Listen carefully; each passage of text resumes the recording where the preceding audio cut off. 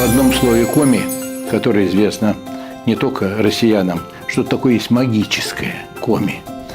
Я хочу поздравить всех жителей Коми с этим чудесным совершенно праздником и пожелать здоровья, потому что более важного, чем здоровье, нет. Мы знаем, в каких сложных условиях работают в Коми. Мы знаем, какие трудности, огромное пространство, население около 1 миллиона. Это не то, что организовать медицинскую помощь где-то в Москве, в Санкт-Петербурге, в Саратове или в других городах.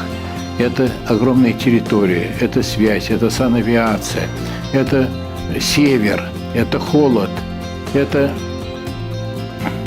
Я просто переклоняюсь перед теми, кто живет в республике Коми, кто трудится, кто находит удовольствие, удовлетворение от своей жизни и работы. И этот праздник, 95 лет, пусть это будет одной из вех. Важно очень, чтобы республика Коми у нас цвела. Я вас поздравляю.